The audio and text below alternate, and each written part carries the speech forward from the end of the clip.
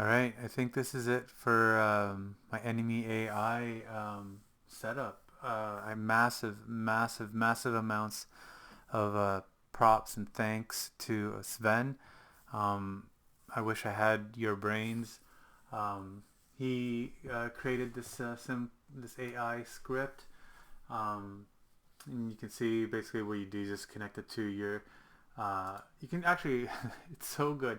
You can start with just say one enemy, do everything to it, set your game actor, which basically the game actor in this case is only there for the health, um, and I think yeah, and I still have I have this on proximity sensor because what I have to do, I want my character started off, they're just kneeling and chilling out by a fire, um, and what this does is again is detect for your player proximity, and when you enter a certain range, it basically switches the animation to an idle. So this is kind of like a pre-idle pose, like a cycle. It's just like a resting by the fire kind of cycle. And Sven just made a script for me, which you add it to this on proximity, and what it's doing is just detecting whether the character is alive, the enemy is alive or dead, and you just set it to your enemy, and then it will do or not do what this action is. In my case, it's setting the animation, it's switching from this to idle. So if it's alive, it'll do it. If it's dead, it won't. It's kind of like a safety valve, because what was happening is when my characters would die, if I exited and re-entered that range in that brief moment while they're doing their animation cycle, it would just basically pop them back into idle mode. So this is kind of a safety to keep them, if they're dead, they stay dead. And then the simple AI, again, you just plug in the AI character, the player, who the player is. The visual range is basically the range of when they start to chase you, or the one individual starts to chase you. And then attack range is how close are they to you when they attack, the speed of how fast they run. The size is sort of a range that they try and keep space from each other, which is great. So that keeps them from clustering all up. It keeps them from overlapping each other.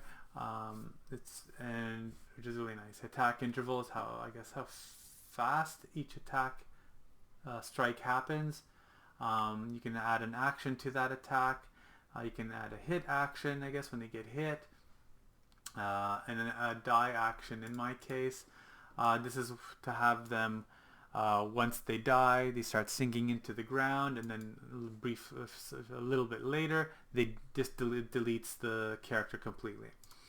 And I guess you can have this debug mode. I have it off. And then this is where you set the animation. It's not a drop down like the set animation thing, or like this. Where is it? It's not this. So you have to. What I've been doing is just go modify selection, open an animation editor, and there you have the names of your cycles. So you select it, copy that, and then just paste it in there. You'll see later, actually, why, in my view, well, I don't know. I actually quite like the fact that I could just go in here and rename this, as opposed to a drop down. But to each their own. So, anyways, the one glorious thing about it is something I just discovered. And then this is your basic collide. Oh, I had to put this in. You don't to keep the characters grounded on like an uneven surface. Otherwise, I'm pretty sure they won't follow. At least that's what I noticed during one of my tests. So I decided to put a collide when move again. But anyway, the one glorious thing is you can take here. I'll demonstrate. You can take this one guy and Control C it multiple times, and let's go to enemy boy 10, and all this stuff uh, should actually, let's just double check, um, should yeah, should it, basically all the naming is linked, so it updates to the new character, and that is a glorious thing because it saves you from having to go into every single copy of this character and rename everything. eBoy 10 is in there. All because it's the same character, all the animation cycles are the same. Um, all the all this stuff should be fine.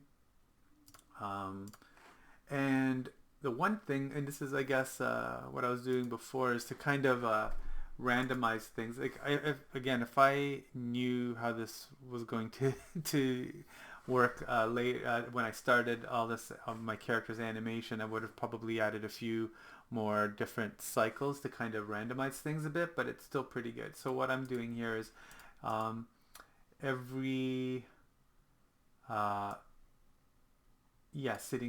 I'm just to kind of every second one, I'm just like, for this test, I'm like, okay, I'm gonna change how they're sitting by the campfire. I have only 2 versions, so every other one is going to be, and no, when I place this in my game, they'll be a bit more randomly spread out. But so let's just move these guys around a little bit.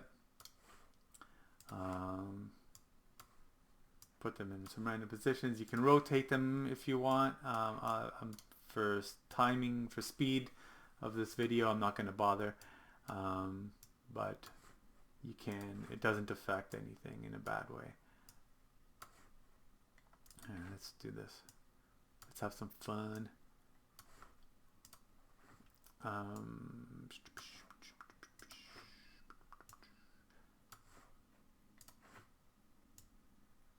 Alright. So every other one seems to be, well, these guys are all clustered together. Let's move them out here. See, at least it kind of randomizes the motion a little bit. And then if I want to, I can just go to the simple AI behavior, and I have 4 run cycles, so I can go run, run 2, run 3, and run 4, and whatever.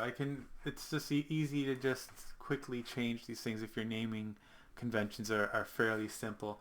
I have 2 different death animations. The one, I'll change these first 4. So there'll be death B and death F. So back and front.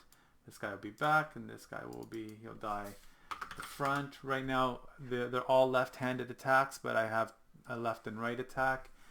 And yeah, so why don't we just see it in action, and just for fun, let's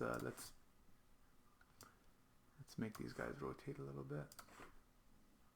I feel like there was something else I was going to show you, but I can't think of it right now. Yeah, I'll put this guy over there. Oh yeah. Okay, I do have a frames per second, like a FPS counter. So let's see if 10 of these characters has any effect. So it starts off at 50, but that seems to be pretty typical, and then it kind of starts bumping up. So let's watch the chaos. Here we go. Ah! Here we go. This is like the Matrix. Like, we got all these, like, what was the agent dude's name? All those duplicates. Ah. So I'm shooting them. Eventually some are gonna die. Oh, there goes. One died. There's no blood in this version. This is just like testing out the scripts, and all right. Well then, there you go. Not bad. Pretty good. Yeah. Thanks again, Sven. I hope you guys all enjoyed this. I've had a great time making this happen with you, Sven. It's been really good. All right. Take care, everyone.